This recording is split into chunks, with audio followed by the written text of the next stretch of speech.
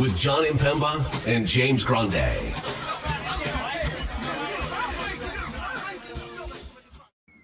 What's going on, everybody? Jon Impemba here with James Grande. Welcome into the Fantasy Farm NBA DFS Playbook Show. We got 13 games here on a Friday. It is Listener League Day through the link to our Listener League in the chat here. So if you haven't yet already signed up, $5 over on DraftKings. If we get up to 25 entries here today, James will gift somebody a Fantasy Alarm hat. We got to get 25 of you in today's contest. We're about halfway there right now. Fell a couple of people short last Friday for the Listener League contest. So some incentive for you guys to come play with us. Again, we get nothing from you all joining this Listener League. You just get to compete against us. But the winner of tonight's Listener League, if we get 25 entries, will get a Fantasy Alarm hat. This one right here that I'm wearing currently. James, how are we doing? Happy Friday. Listener League Friday, as you just alluded to. And unfortunately, probably not going to be giving out the hat this week because I'm going to be taking down the tournament, but everyone else can try to win the hat. And I'll appreciate you win yourself a hat. I win myself a hat. I'll buy myself a hat, and then I will mark that down on the old on the old tax write-offs afterwards. Right. But yeah, it's an interesting 13-game slate. There has not been a ton of news. Obviously, the Trae Young piece, the Trae Young domino fell in the middle of the day. Yeah.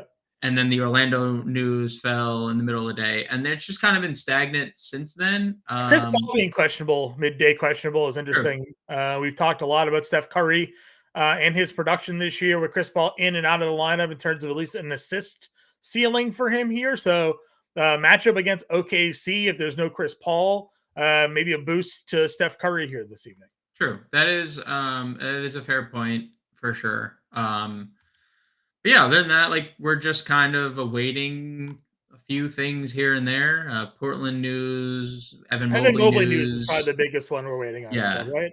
Yep. Evan Mobley, Mark Williams, and Malcolm Brogdon, probably the three. Probably the only three. Like, there's obviously midday down, or like last second scratches or whatever. But right. For the most part, we got the Utah news early. We got the Trae Young news early. We had the Phoenix news yesterday. So for the most part, everything we got. And we have 13 games. A few of them are really appealing. One of them much less appealing now. I mean, that Atlanta-Philly game that opened at 241.5. 235 is nothing to scoff at, but like, is Trae Young, now Atlanta on the road in Philly without Trae Young is obviously a different scenario than it was with Trae Young. Philly was a 7-point home favorite. Now it's a 9-point home favorite. So yeah, certainly lines moving in the different directions. Some higher lines today in general. I mean, Orlando's a 10.5-point home favorite. Boston now up to an 8-point home favorite here. Brooklyn is a 9.5 home favorite over Washington. Denver, a 9-point home favorite over Houston. Utah is a 7.5-point home dog. Portland's an 8.5-point home dog. So, some spreads on the higher end of the line here today. Yeah, definitely some spreads. I mean, that happens on a 13-game slate. But like I said, I don't care. I don't care about the spreads anymore because I saw it the other night. Portland almost outright beat Golden State. Yep. In a game that Malcolm Brogdon left, in a game that Anthony Simons definitely played and took 30 shots. Played 37 minutes. Yeah. So like the NBA, despite the spreads, like we saw a game end in a 50-point blowout the other night. Yeah, that's going to happen. But in that game, Luka went for 40, 11, and 13, whatever it was. So Speaking of, let's just get into it. Point guard position. Luka Doncic is $11,800. Again, 32 minutes in that game. They won by 50, 40, 10, and 11. A decent 3-game stretch. 71, 93, 76 fantasy points for Luka Doncic. As we say every slate, if you want to play Luka Doncic, by all means. Just because he's not necessarily listed or written up in the playbook doesn't mean that you can't yourself build a lineup around Luka Doncic if you want to get there. There are plenty of spend-up options on this slate. There's another one at center that is as good, if not better, at consistently putting up the same kind of numbers that you get from Luka Doncic. So if your lineup builds fit better with a Nikola Jokic or Joel Embiid at center than a Luka Doncic at point guard. You can go in that direction or vice versa. The guards below him, I think, do become a bit interesting. Shai Gilgeous-Alexander at 10-6, a Devin Booker team without Kevin Durant, or Bradley Beal at 10-1. And then, as I mentioned, if Chris Paul is out, Steph Curry at $9,500 does have a little bit of a ceiling potential there at the current price point. Yeah, you could definitely get to SGA for sure. He has a 70-point ceiling in any matchup. He's already gone off against Golden State once this year. Devin Booker, 10-1. We talked about it on the show last night. He averages 1.5 fantasy points per minute without Durant and Beal on the floor. And I said that and I was disappointed. You're like, why are you disappointed? Essentially, why are you disappointed? Yeah. It's 1.5 fantasy points per minute.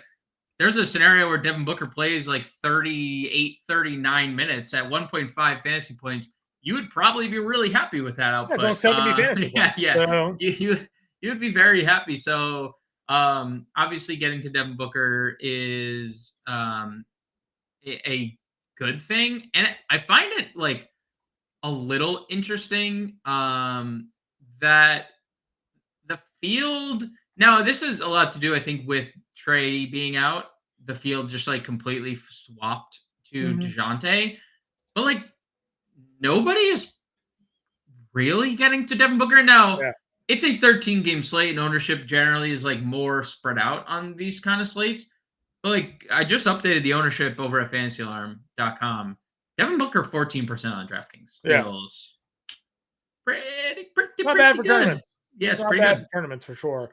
Then I mentioned Steph against OKC in 2 games, averaging almost 48 fantasy points per game as it is. Again, some of those games included Chris Paul in there. He had a 55 fantasy point game, 38-7 in 31 minutes. And then their most recent matchup was the overtime game, 25-7-3. So again, if you want to go Steph, he had an 11 assist, 8-6-6. These were games that didn't have Chris Paul in them.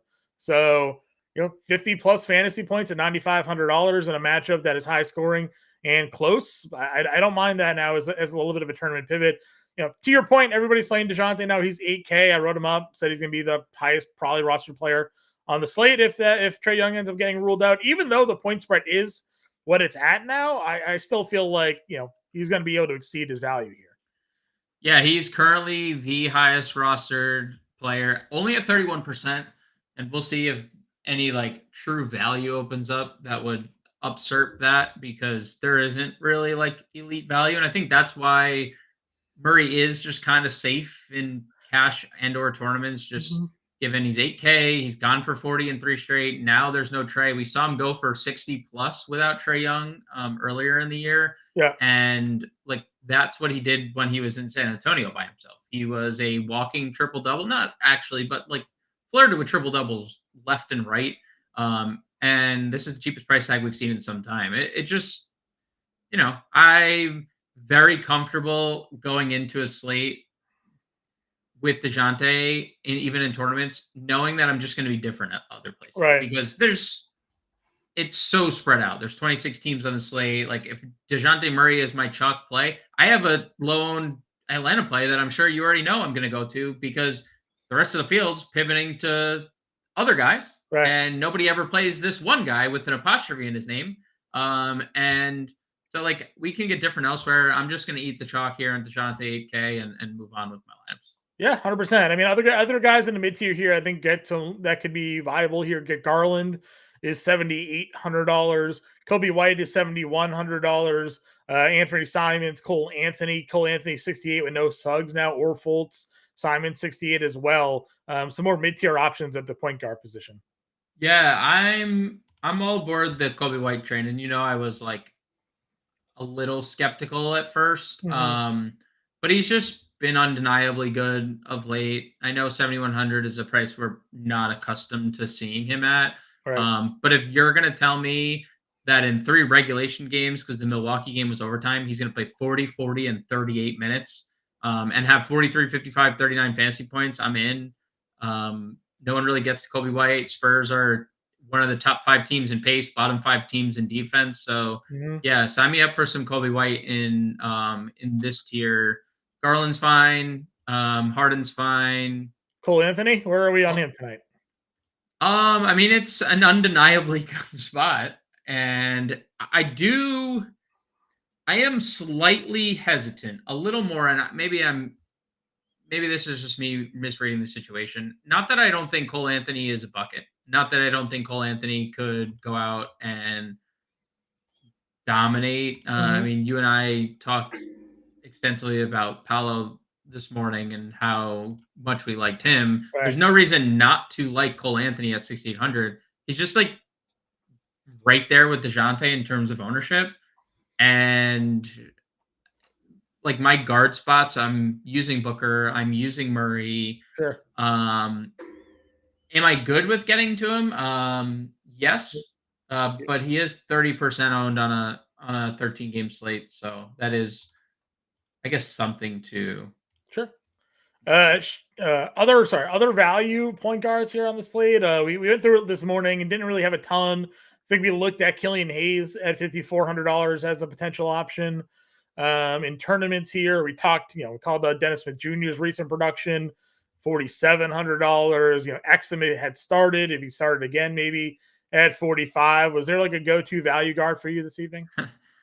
I have seen Dante Exum at the top of ownership all day long, and it's been just one of those things because on a 13 game slate, you'd expect there to be more. But when we were talking about on the show last night, DraftKings did a very good job bumping everyone's price. They had a full day with the Kevin Durant news, the Grayson Allen news to bump everyone on Phoenix. So we're not getting anyone for free there. They did a really good job just around the entire slate, even like Portland, like getting ahead of the Portland stuff. Like Duop Reith is 4K. That's not free anymore. Jabari Walker's over 5K. That's definitely not free anymore. And kind of the same can be said for Exum, where it's like, Dante Exum is 4,500.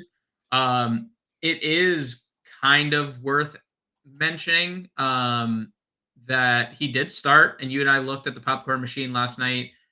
He played like 15 first half minutes. And I'm not saying that automatically translate to Dante Exum closing the second half of this game. Right. But if you did like just say, okay, he's going to play 15 minutes in the first half, 15 same rotations in the second half, he's playing 30 minutes. He's 4,500. He has great eligibility, point guard, shoot, small forward. So, I don't know, 4,500 for Dante Exum. What's your like level of interest there? If he starts again, I have interest. Are you with the field? Like, would you be around the field if playing multiple lineups? 25% is like pretty hefty. I mean, if I played, I guess I'd be a little bit above. I usually play 3 max, right? So he'd be in 1 of 3. So I guess I'd be slightly above the field on that one. 33% of my lineups, right? So but yeah, I'm fine going with him at the shooting guard position. Again, I do think it's still a really good spot for Donovan Mitchell against Miami here at 9K. There's the kiss of death right there. Coming off some ceiling games, maybe no Mobley, we know no LeVert. Currently not in my lineup, so save you guys all that, but he is in the playbook here tonight. But it is a great spot at a great price coming off. I mean, I get it's only $100, but the price has dropped the last 3-4 games now with a 48, 55, 69 in there. So, you tell me what to make of that one, because I don't really understand why the price is dropping on Mitchell there at 9K. And then you kind of dump down into the mid-tier guys. Cam Thomas, I don't mind going back to the well with him at $7,300. We are getting word here. Mark Williams in tonight. So Nick Richards value coming off the board for us there, potentially. Peter Washington coming off the board a little bit probably for us there as well. Yep. But I do like Cam Thomas. Anthony Simons at 68. Really good spot for him as well. Yeah, the Donovan Mitchell thing is interesting. If you do remove both Karis LeVert and Evan Mobley from the floor, he's at 1.5 fantasy points per minute for $1,100 cheaper than Devin Booker. So, take that for what it's worth. If you wanted to, both same eligibility, $1,100 cheaper, worse game environment for sure against Miami. But Miami's defense also hasn't been the same defense as it has been in the past. They're league average. They're 15th in defensive rating as a team. So, also, that would be hilarious if John started Greg Anthony tonight, Crackerjack.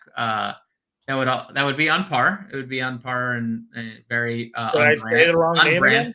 No, but I mean, you saying again is very on brand for you anyway. You know, I'm only half paying attention to half things I do anyway. So right. it's facts. Yeah, it really is. Oh boy, that just hit home so much. You can play DeJounte here, obviously, and I mean, like you said, you can go. Let's look at I haven't looked at the Cam Thomas ownership because I scraped the last game from my. But I he was imagine like 18% last game, and everybody thought it was a smash spot. He missed, so 1% owned. Yeah, no one's going back to him. Why not plug him? Why not throw him back in a lineup and see if he hits for 35 actual this time around, right? Yeah. And we pointed it out on the show, like 25. Gary Harris is the starter. Cole Anthony's still coming off the bench, so that's just never. I mean, that's just never going to change. No, honestly, I'm fine with that. Yeah, me too. Totally okay if that's how they want to use him. I mean, are you playing Gary Harris tonight? He's $4,200 on FanDuel. On DraftKings, Gary Harris is $4,900. Yeah, no, not a 49. 42 is fine. 49 is not okay. Yeah, I don't even think I like him at 42. I mean, he's just, I don't know. He's just such a boring player. He can be someone who is 3-and-D, which obviously, if he gives you multiple steals on FanDuel, could pay off. I mean, I expect 29 to 30 minutes. I think I projected him at 30 minutes today. They did a good job. They didn't give him to him for free because the last slate he was 4,200. He's been floating around 42 to 45 every day on DraftKings. Right. And now he's 49. So I'm not going to touch him at 49. Same thing for Anthony Black. Not even really considering the Anthony Black thing. The eligibility is really good. But even in a game Jalen, 15 minutes last game. Yeah. He did play 27 in Washington last week, but no thanks. Not right now. So no Orlando bumps other than the Anthony at the guard position. Yes. You like Simons here? Yeah. I mean, it's very telling that he comes back and played 37 minutes and took 27 shots. That's just what he is, a bucket.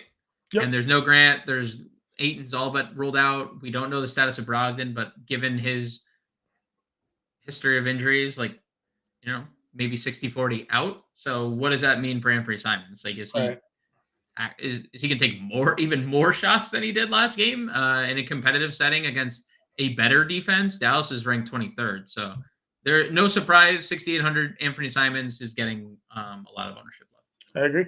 Moving on down to some more value shooting guards here. Vassell started. You got Bogdanovic entering the starting lineup. Most likely, I assume he does. Yeah. I guess we'll get the official word on that. Eric Gordon, Max Strus, thoughts on this 6K range? Bogdanovic was definitely too expensive before Trae Young was ruled out. And I agree, he probably is the starter here. He started in the game that Trae missed earlier in the year.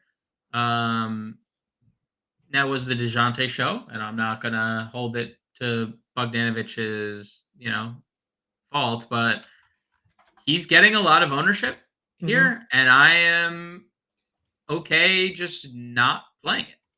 If at 6,400, I'm also, if you end up on Bogdanovic, that's fine. I mean, he is a guy who can light it up early, and early and often, and if they stay competitive in this game, he is probably a reason why. But at that ownership at 6,400, there's not a lot of room for error. Right. And I understand Trae is a big piece of this offense, and I know Jalen Johnson's a big piece of this team, and neither of those guys are in. 1.06 fantasy points per minute is good. 24% usage rate is good. But I'm gonna take my chances elsewhere than a $6,400 Bogdan. Okay. Caleb Martin, shooting guard, small forward, eligible here. Obviously, should be back in that starting lineup. I know Bam. I know Haywood Highsmith. He's been playing really well. The price bump obviously comes up for him now, almost $6,000. Yeah, really in that 5K range, it's probably just hammer Brandon Miller for me. Yeah, I don't. There's a lot of guys that are out, right? A lot of guys in tougher matchups or weird offer, less appealing matchups Caruso's at 51. Norm's at 49. Koulibaly and Jalen Noel are guys that we've thrown in lineups lately. They're $4,500 a piece. I mean, Sam Hauser, 44. Any appeal to these 5K under guys? The Caruso thing is interesting because the Spurs are so bad defensively, and he is good, or like he has been more okay with shooting the basketball at times. We also know the Spurs are turnover prone. He is a defensive wizard, and we saw him start and play 30 minutes last game. That seemingly should be the role here for Caruso again. Sure. So he's fine. Norm is interesting because he back-to-back games just hasn't come off the floor. And we know he does shoot, and we know he can score. Right. It's just when he doesn't give you peripheral stats, he doesn't do a lot. Very seldom does he give peripheral stats. I mean, 5 and 2, 7 rebounds, assists is a miracle to get out of Norm Powell. So, like, if you get that game again, then I'm perfectly fine with a $4,900 Norm. And it's possible. It's a great pace-up matchup for the Clippers. There is just a lot of cooks in that kitchen, so you're contending with that. Same thing with Noel. It is interesting to see him sign that second 10-day and play 26 minutes again, even in a game where Derrick Rose that's what I'm looking at, right? Yeah. Like they gave him the other contract, and they continue to give him minutes. Yeah. So. And there's no, like, in the Rose thing was, well, we thought maybe it was due to a back-to-back, right? Rose only plays 21 minutes on that or 18 minutes, whatever it was on the front end of the back-to-back. We're like, oh, and then he sits, and then you're like, oh, Noel played 30. That makes sense. But then that game comes out, no back-to-back, and Rose still only played teens minutes, and Noel still played 26. Right. Now he's not free anymore. He's 4,500, and we definitely need him to make all of his shots, but we know he can get buckets. A price that we were happy to pay when he was the backup guard in Minnesota, right? Like, that's fair. And now that he's still the backup, but he's kind of has those minutes back. Sort of feel comfortable with him again. Let's move on over to the small forward position here. Tatum's 10-1. I don't have any Celtics in even like player pools tonight. Like, what's your overall take of Boston here? Because Tatum is averaging almost 60 fantasy points against the Knicks. Is that just a miss on my part? Or like, am I just not liking the 10-1? Like, what am I missing here on JT? I mean, I don't think you're missing much. The Knicks are 8th in defense, and they're dead last in pace, or 29th in pace. So, like, could Boston? We say this every slate with Boston. It's like, could one of these guys? They're also fully healthy. We don't know if there's we assume there's a cap on Porzingis minutes, but we don't. We also, it's Joe Mazzulla. Like, Joe Mazzulla has played his guys like pretty heavy minutes this year. That just adds kind of to the pot as well. I think if you're comfortable getting the Tatum at 10-1, then you can do it. But also, I mean, look at his last 5 games. Again, there is a ceiling. Jason Tatum has a ceiling, but only twice he's got over 40 fantasy points. Right. Man, he's gotten like pretty good outings in the other 2, but are you passing up an opportunity to play Devin Booker at the same price in a better game environment without anybody else to play Tatum? Are you, not playing one of the centers to play Tatum? Like, it's just one of those slates. Like, you'll get him 1% if you want to play Jason. That's like your leverage, right? You get one of those Monday night in Charlotte games, John, but it's Friday night in Boston. Tatum, then against the Knicks. Yeah, I mean, you'll get him at 1%. So that's your tournament leverage. But I think if you're not playing 20 to 150 lineups, you're probably not getting to much Celtics in general, not just Tatum. Sure. Dennis Smith Jr. now questionable as we get some more late news there. Take DSJ off the floor for the Nets, and what happens, right? That's kind of good for Cam Thomas. Well, I was thinking like Cam Thomas too, because he could just operate as the backup point guard, like officially the backup point guard, because they have used him on ball at times this year as well, like a lot. So I think that only helps Cam Thomas if DSJ's out. So that would not be the worst thing if you wanted to play Cam Thomas. Okay, we got buckets here, $9,300. Obviously, kind of a floor game against the Toronto. 2 ceiling games against the Pacers. Had that game against Cleveland down here again. Didn't do too much with it. 28 minutes. They won by 30 in that game here. But obviously, he can fill the stat sheet. As I said a bunch of times on the show this morning, someone on Toronto is going to have a big game against Charlotte. Yeah, yes. It's either going to be Scotty Barnes or Pascal Siakam. Both of them are in the player pool. Both, listed out in the playbook here. If you had a lean of Barnes versus Siakam tonight, which way are you going? I mean, Siakam for the price, but just looking through, not a soul's playing Scotty Barnes. So, That's what I'm like, saying. if you wanted to like get a definitive lean, looking what Siakam is right now, 8%. Like, there's leverage on both, but Scotty Barnes is 1% projected roster. Like, if you want to take a shot on an elite matchup, Doesn't it feel weird to see Charlotte in like a low game total? Like usually they're in these high game total games. It's only 221. It opened at 223. I don't know. So they have, John, like, and I think this might be correlated to LaMelo. They're down to 15th in pace this year, which they were like top 5 earlier in the year. Right. And they're 15th right now. And their defense still sucks. They're still dead last in defense and whatnot. But 15th in pace is not a spot that they've been in the last few years. So, maybe you're looking at it like Toronto is, where is Toronto in pace? They are 22nd. You have 2 teams on the back side. I agree, Sean. Like, they're 15th. Like, that's not great. And so you have 2 of the second half of the league teams in pace. It is weird to see, but maybe that's kind of what it is, because Toronto also 13th in defense, so top half of the league there. So I don't know. I mean, I do agree that one of Barnes and Siakam likely goes off. I'd rather play the Siakam side, but 1% Scotty Barnes, point guard, small forward. We just saw 2 games ago, 58. When he makes his shots, he has an insanely high ceiling, but like, he's also not as efficient as he was earlier in the year. Yeah, like I was saying, one of these two are going to go for 50 plus at 8K tonight. Yep. So you got to figure out which one's which. We like DeRozan at $8,400. Keldon's at 73 is a really nice price tag as well. They finally switched up the positional for our guy Bojan here, small forward, power forward, because that's what he's always been. Tougher matchup against Orlando here. Probably unlikely to get 7 assists and 3 steals again. Fine if you want to go there, maybe a cash game spot, maybe not the tournament upside that we're looking for here this evening. Where do we want to go? DeAndre Hunter. That's what I've been trying to find my way through. Yep. Talk to us about DeAndre Hunter here tonight, James. So, like, again, like, you look at Atlanta in general, in terms of, you want to just look at ownership and you want to look at numbers. Everyone's playing Murray, as we mentioned, but everyone's playing Sadiq Bey, who's power forward only on DraftKings. Everyone's playing Bojan Bogdanovic, who's shooting guard, small forward, so good eligibility. Everyone's playing Clint Capella and Onyeka Ngakwu. Nobody's playing DeAndre Hunter. And I get it. If you look at the last few games DeAndre Hunter's had, it's been a little underwhelming, 22, 16, 24, 26. But I've mentioned it like a bunch of times. There's been a lot of circumstances within those 4 games where DeAndre Hunter gets in a blowout, he fouls out. He wasn't great in the Brooklyn game. Fine. But there's no Trae Young.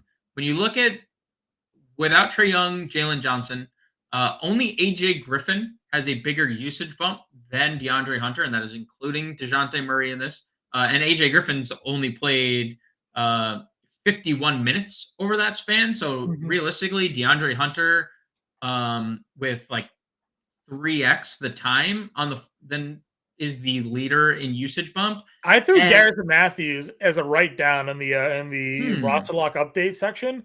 He's a guy that's been like kind of getting in their rotation a little bit lately. I mean, if you're going to move, Bogdan into the starting lineup, they're going to need a swingman to sort of step up.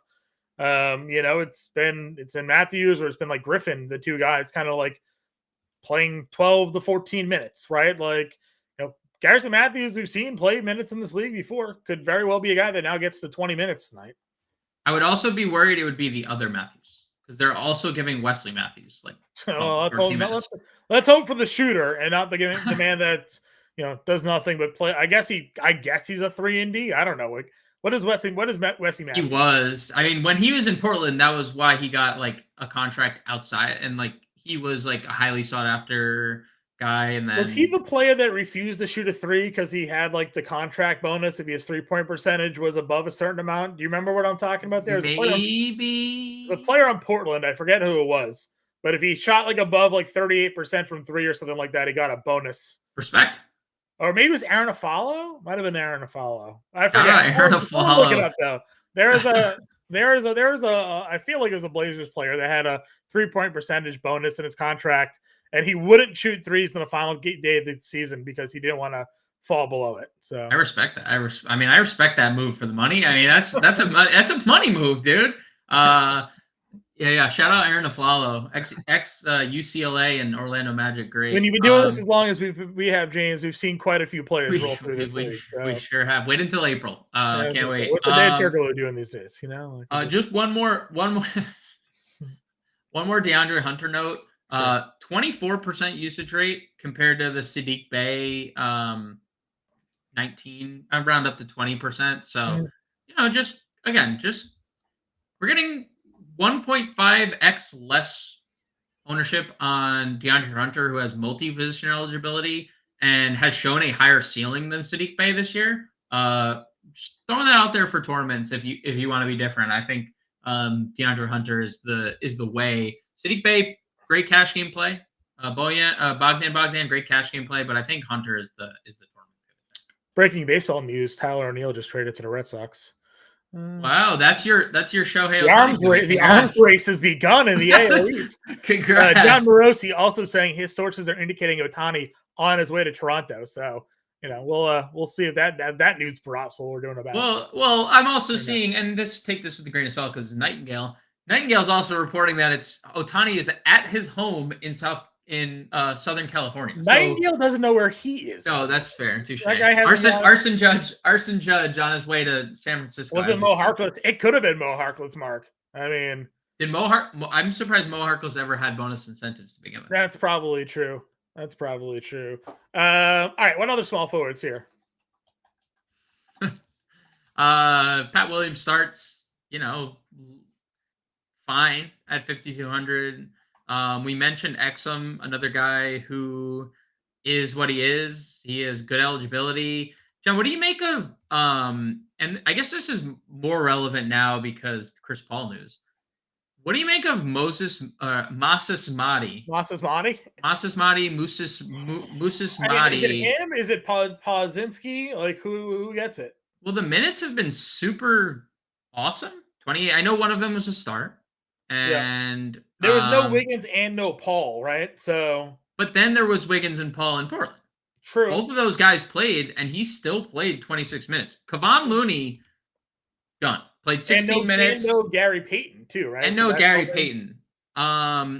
It's just one of those things where like Podzinski played 20, Moses Moody played 26, and now there's potentially no Chris Paul. You assume like what is their backup point guard? Podzinski is now shifting to their backup point guard. So now does that open more Moses Moody off the bench too, right? Does that even give him more leeway at the 2, at the 3? I think there's a case to be made if Chris Paul sits for either Brandon Podzinski, who again played 21 minutes last game. He wasn't great, but he did play 21 minutes, and Moses Madi, who played 26 minutes for a third straight game at 4,900. I'm fine going Madi. You know that. We like that. Those of you who don't know, we're mispronouncing his name. Just Google. Was it Barkley? Who was it? Yeah, it was Barkley. No, it was Kendrick Perkins. Kendrick Perkins on draft day trying to pronounce Moses Moody's name. Google it. It's hilarious. Could not say it. Yeah. To save his life.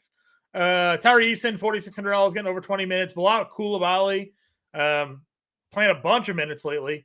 Yep. Was chalky last on Wednesday. Came through for fantasy managers there. $4,500 again for him here.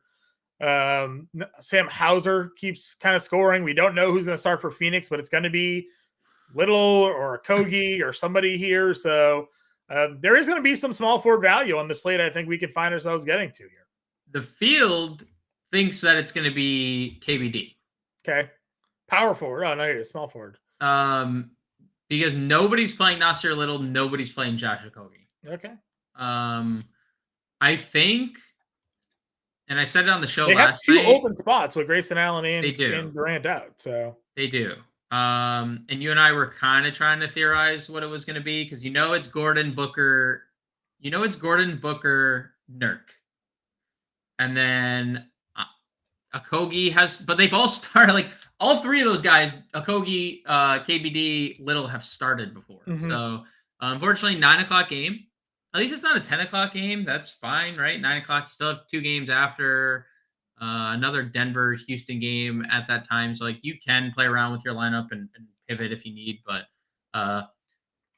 it's a little bleak not knowing. It's a little bleak, just like everyone other than Booker and Nurkic, really, in terms of like fantasy production. Like Jordan Goodwin's good. Could they start? We didn't even talk about the Jordan Goodwin. Like we talked about it this morning. My like hypothetical starting lineup was Goodwin, Booker, Gordon, with either Okogie, Little, KBD, and then Nurkic there. So like, I'm trying to let's look up to see. Okogie 0.93 fantasy points per minute. Goodwin. I mean, this is just a mess because they're all the same. Okogie 0.93, Goodwin 0.92, KBD 0.9, Nasir Little 0.87. Figure that one out. That they're all like the same fantasy producer. yeah, Someone's getting 30 minutes tonight. One of them. it's true. Power forward position here. Towns, Wemby, your top 2 price guys that we haven't discussed yet. I always like Wembanyama. Price even came down on him a little bit here. It was 9K the other day against Minnesota. The appeal to him and GPPs is just going to always be there for me. Agreed. Especially if the game can stay competitive. They're home. Yeah, they're healthy. So 100%. Boncaro, cover of our show this morning, $8,300. We clipped our little segment there for him. Dude's been a monster. Great price still at 83. They're just not moving him. You have him, Siakam. We talked about DeRozan already. Miles Bridges here at 79. Some good plays here in this tier. Yeah, it's going to be hard for me not to take a look at either Boncaro or Siakam in this tier specifically, especially with who's out for Orlando, the ceiling that Boncaro has flashed, and the minutes we're finally getting out of these guys too. Like Franz played 40 minutes in that Cleveland game, but 38 minutes twice in the last 3 games for Paolo, and one of those games they lost by 28. So you have to assume in a more competitive setting, he's playing 38 minutes again. He has been everything you had hoped for when he was picked number 1 last year, and then won the Rookie of the Year, and now is taking the next step. The passing has been super consistent. Obviously, the Cleveland game a little downgrade, but hey, scored 42 actual. So I'll allow the 1 assist when you're scoring 42 actual. So right. Elite matchup against Detroit. We have another rotation. We just have no idea what they're going to do because they have so many just players that are just so meh. Yeah. Like, could they start Stewart at center? Could they start Wiseman at center? They've started Bagley all year at center when Jalen Duren's been out. So it's just a carousel of guys they could start. I love the matchup for Boncaro against anybody that starts a power forward for Detroit. And then you mentioned the Siakam thing. Someone's going off. Siakam has obviously shown an insane ceiling. Hasn't been as consistent, I think, as we'd hoped for when the season started. You're like, oh, Siakam is poised for a monster year being the guy with like Scotty Barnes being behind him.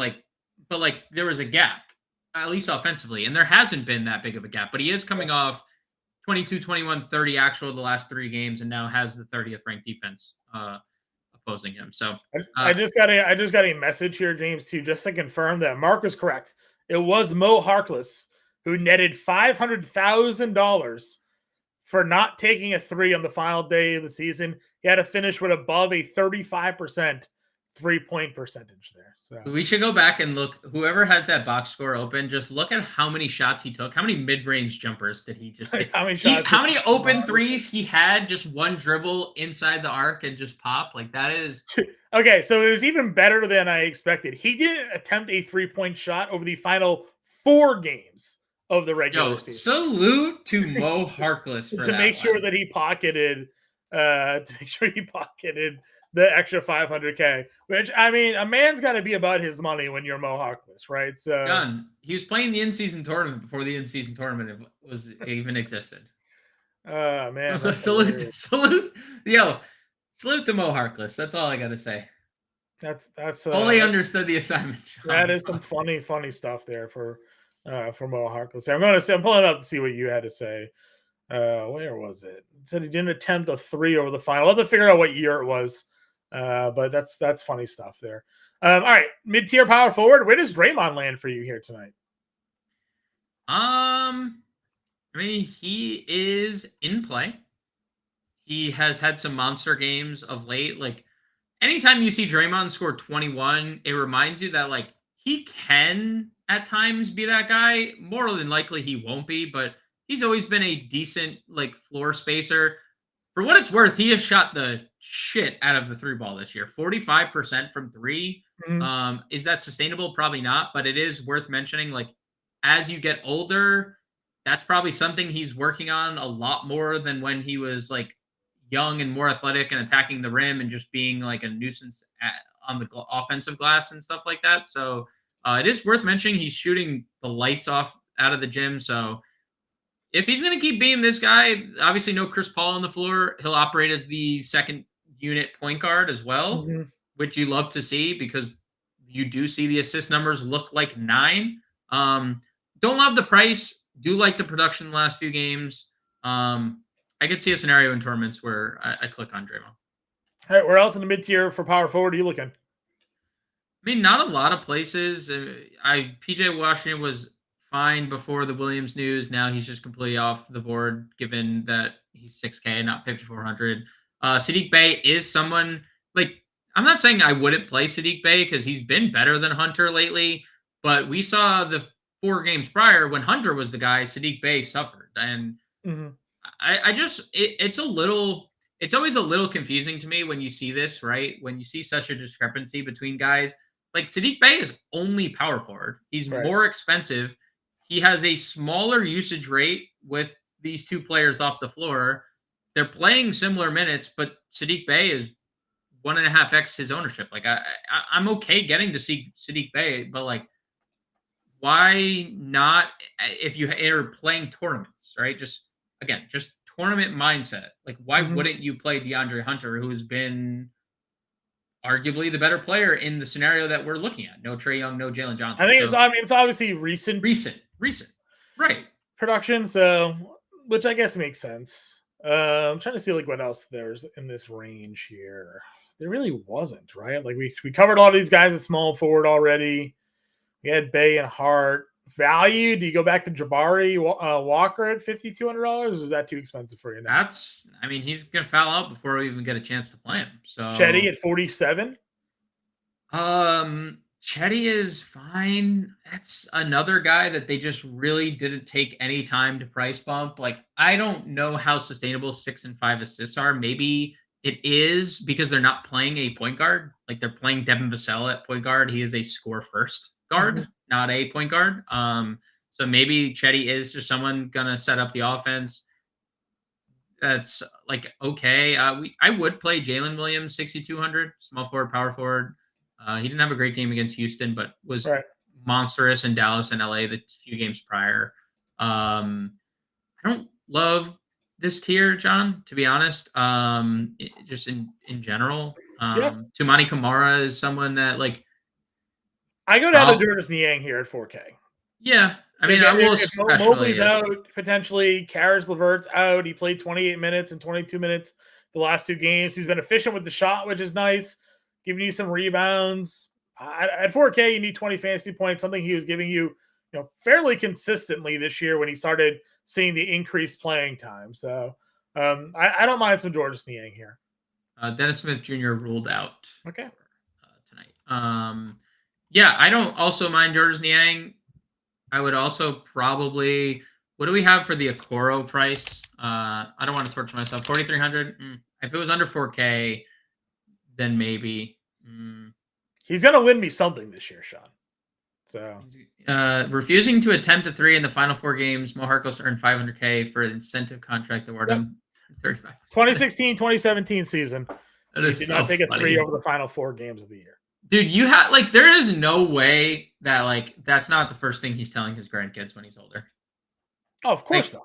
Grandpa, how is playing in the NBA? Well, let me tell you about the 2017 He played in the NBA league for a season. long time too. So like He it's did. not like this is like his one chance to earn some money. But these guys know their bonuses, man. We always Right. we know in the NFL for sure. they're all very aware of his bonuses there. Career earnings of $60 million for Mo Harkless. Yo, that guy made out. $60 million for what? Shout out Mo Harkless. Wasn't there a scoring title that someone didn't play? Was it like Carmelo? He didn't play the last game of the year, or I think there was a scoring title that ended because they just didn't play. They're just like, nah. Adam Silver's not my. Played 10 years in the league and made $60 million, averaging 22 minutes a game, 7 points, 3 rebounds. Hey, solid. I wish I was, a foot. Mo Harkless. Right? Like, I don't know. Like, I mean, salute to a guy who knew his role. He hung around a good defender, I guess. I don't know. Like, yeah. Good enough to shoot 35%. Yes. From 3. Yeah, 32% for his career though. So that year, he spent 10 years in the league and took 7.7 shots per game. So, anyways, enough Mo Harkless talk here. Let's figure our way over to the center position with some non-Mo Harkless players like Nikola Jokic, Joel Embiid, talent of the league here. Quite good. We talked about it in the past slates. There had been a big price discrepancy between Joker and Embiid, so we just kind of went the Embiid route. But now that it's only $300, I think we're both in agreement. We're just going to play Joker here, right? I don't know. I know what you're saying, but now we're not even getting we see the return of Jamal Murray in that Clippers game, and I'm not saying Joker went for 30. He played 37 minutes. He went 9 of 32 from the floor. That's probably the first and only time you're ever going to see him go 9 of 32 from the floor. But it's the first time all year he's taking 30 shots too. I know that's crazy. This doesn't feel like I can't believe Jokic took 32 shots in a game. That's kind of crazy. Missoula says Porzingis will not be on a minutes limit tonight. All right, so it's just that makes it just even harder to play any Boston. I have no idea how to read the Celtics. I mean, there's a chance all 5 starters in a competitive game played 35 minutes, and then they each scored 18 points. It's just it's just what it is. I would say things have gotten to a point for me with Embiid where, because there's no Harden and he is just clearly the hub every time down the floor, that there is a reasonable scenario where, if next year he's averaging 9 assists per game, you wouldn't be surprised. If the game continues to develop. And by the year's end, it's 8 because there's just constant doubles and there's constant, I don't know, even if in this scenario where the price is so close, Embiid just has less around him always because Murray's back. He played 30 minutes last game. Gordon's back. He played 30 minutes. Michael Porter plays 33 minutes. I'm not saying Nikola Jokic can't go for 80 with all these guys. I'm just He has. No. Right. He has. I'm just saying I also look at Embiid and I'm if you're picking one tonight, are you going Joker or Embiid? Embiid. Okay. Yeah, they're both written up. They're both in the playbook. I think they're both fine. I think we've seen more consistently high ceilings out of Joker than Embiid, but I mean, certainly a better spot for JoJo tonight against Atlanta than Joker against Houston. So I would say and this is just speaks to any spend up, and there's not Luka too, unless we get something else. Who are you even you start your lineup with Embiid at 11-7, right? And then let's say you start it with you go to DeJounte. You have $5,000 to build the rest of your lineup. That is not comfortable given the value that we have tonight. So sure. Nobody's playing Embiid. Nobody's playing Jokic. So if you want to be different, 80 potential in your future. Sure. Mid-tier centers, Vucevic here at $8,300. Zinger, I'll just throw back in there. I mean, if he doesn't have a minutes limit, he's faced them twice. He's averaging 43 fantasy points. So, $7,800. He is not a $7,800 player. We can take some advantage of some of that potential there. Chet is $7,700. But as we said on the show this morning, if Evan Mobley gets ruled out, Jared Allen is $6,500 in a matchup without Bam Adebayo on the opposite side of him. Sure, it's Orlando Robinson, James's favorite center, but Jared Allen won't come off the floor. We know he has double-double with block upside here. You take Mobley away, that only increases for him a bit. So loving some Allen here if Mobley's out. You know what? I didn't like the tone. Well, I didn't like your tone when you're talking about Orlando Robinson you're there. to deal with it. I didn't like your tone about Orlando Robinson. We're going to talk about him in 2 seconds. You talk as much as you want. Yeah, I mean, Jared Allen has, I think at times, and we saw it never more on display than when they played the Knicks last year in the postseason, where he just like couldn't stay on the floor because they couldn't keep him on the floor. Like he just isn't as versatile as Mobley. But when you have only one of Evan Mobley and Jared Allen, just naturally Jared Allen's going to play all the minutes. So I'm trying to pull up the minutes or the fantasy point per minute average we get with Jared Allen. Over a fantasy point per minute this year, 21% usage rate without Mobley on the floor is pretty good. So yeah, and that's with Mobley and LeVert. So I would really like the Jared Allen 6,500. Mid tier is kind of interesting because the field. Riddle me this, and it's hard to sometimes predict foul trouble, but the highest owned center of the night is Clint Capella. The third highest owned center of the night is Onyeka Ngankwu. They faced Joel Embiid, and not on my board. I'm not saying like, again, it's like hard to just like always, unless it's Jaren Jackson Jr., it's hard to quantify like when someone's going to get in foul trouble. You could be like, oh, Jaren Jackson's going to get in foul trouble, and like more than likely you're going to be right. Right. But, like Capella also went for 40 against Philly earlier in the year. Yeah. Do you like either of the Atlanta guys because they're popular? I'm not saying, again, you don't always. I don't have either of them in my lineups, so no. But I guess I understand people wanting to get there just for the, the game total on this one was 241.5, but now it's dipped down and Philly's become a bigger favorite. So I worry about that a bit. Yeah, I mean, it's still a solid over-under, but I completely agree. It's not 240. Right. There are other games that are now expected to be more competitive with similar totals. So, I'd rather find my way around there. And as you mentioned, Orlando Robinson is here at $5,400. So like, a little cheaper than Capella, slightly more expensive than a Ngankwu. It's not like it's a huge dip here. So, and like, I don't get why people don't want to. Like, do you think people don't want to play Orlando Robinson because it's a Cleveland matchup? We don't generally like playing against Cleveland. It's just the matchup, right? Without Bam Adebayo this year, well, it's just he hasn't played a single minute with Bam.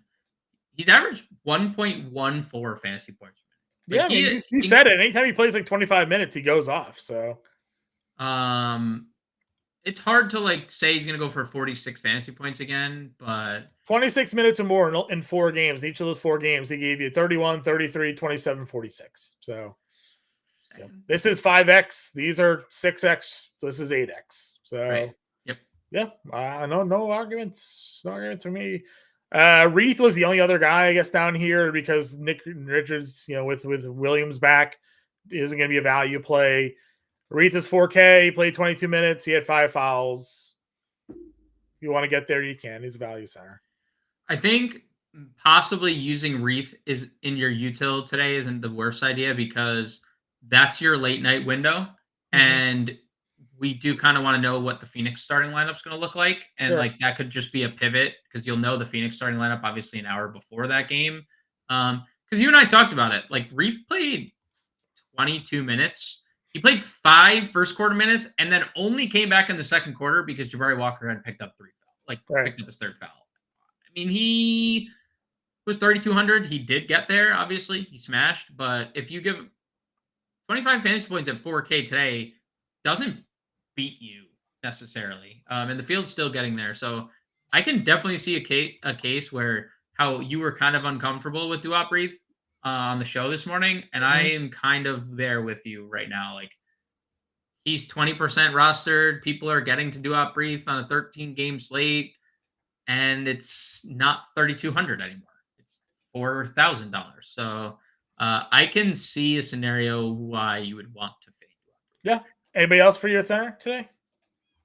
Not that I currently see. Obviously, wait and see what happens with Detroit. Wait and see. I mean, Orlando has 2 centers without Jonathan Isaac that you could possibly potentially Right. play. So the centers in that game in general, because we don't know what Detroit's going to do.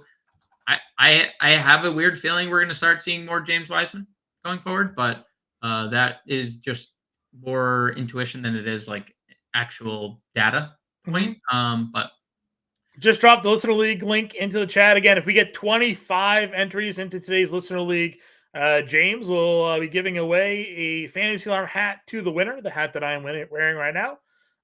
The winner of the listener league will get a fantasy alarm hat. It's a $5 DraftKings league. We get no money for this league. We just run it on DraftKings. If you win it, though, we will give you a fantasy alarm hat. You just got to follow us on Twitter, DM us, and we'll get your information to send that out to you guys here. But again, we got to get 25 entries into this contest here. So click the link, $5 listener league here. Compete against myself, Grande. I know Sean's in the chat. He'll be in that league. An opportunity to take our money, win a hat, and win some more money as well there. So I'll drop my address when I win. Sean wants the fantasy lineup swag. You got to wear it when you start taking down those underdog battle royals, though, Sean. You know, we got to get you. Dude, you see this guy again? You saw him again in the underdog streets 2 days ago, right? He's out here, crushing it. Like I said, I got to get more. I got to find the time to be more involved in underdog because I loved it. I had a lot of early season NFL success, and then I just forgot I was playing over there, and never went back. So I got to find the time to be over there, man. All right, let's build a lineup. Where do you want to start? Let's do DeJounte as our numero. Shooting guard or point guard? Well, who's your? Do you want to use Devin Booker as your spend up? Because it doesn't matter if I kind of want to use SGA. Okay, we could use SGA. Then use SGA and Murray as the. Okay. As the, EK DeJounte. You can find me on it, but I'm putting Niang. Let's see. Can we do Bancaro?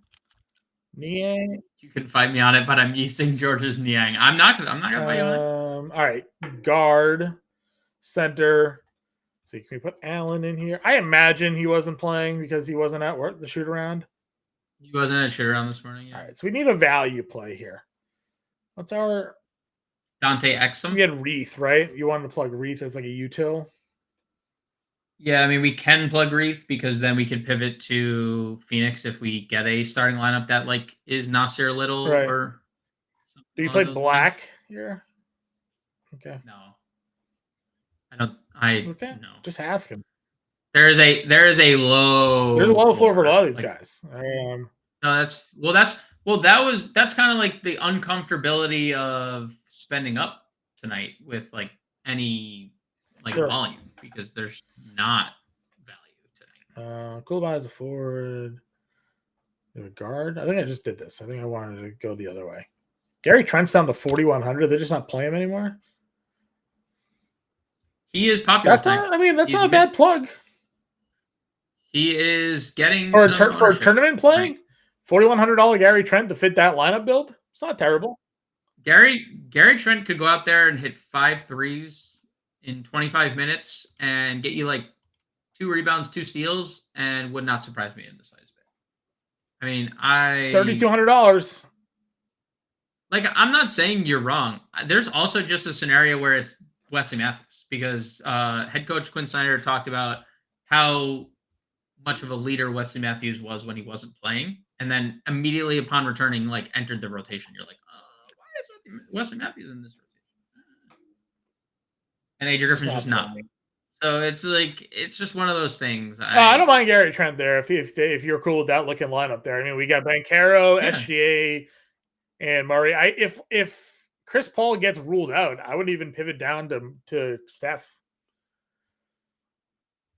Yeah, I mean, then we'd have obviously move off Reith. What's 51 util get you? Caruso? Yeah, probably Caruso is the Masas Madi. Some example lineups for everybody there today. Again, join that listener league here. What would Booker get us? Booker's 10-1, so $4,500 util. One of the Phoenix, I think one of the Phoenix guys probably. Plug but we Noel gotta and go. move pivot. So just some examples for everybody. We have the Discord. If you want to ask us some more questions, we'll be in there. Playbook is out. You can certainly go ahead and check out the playbook. All the player pools are updated here. James already claimed victory. That's true. He did say. Again, we need 25 of you guys in the contest tonight, and we'll give away a Fantasy Slam hat to the winner. Follow us on Twitter if you have any questions. Get us in that Discord there as well. Have fun over the weekend, everybody. James and I will be back on Monday. Go watch the in-season tournament championship. Lakers, Pacers. What's your prediction, James? Does King James take home the in-season tournament crown? I've been doubting the Pacers too much, John. You know, I wrote them off. They ain't right back though. So you think Tyrese Halliburton upsets the Lakers in this one? I think he gave us a little Dame time. What if he comes out and he gives us a little powder throw before the game? It would be impressive to see. I'm going to take Pacers. I'm going to take Pacers for the underdogs. Everybody, go check out tomorrow at the championship matchup there. Have some fun this weekend. No game Sunday. We'll be back Monday with a full slate, full week of NBA DFS action. We'll talk to you guys then.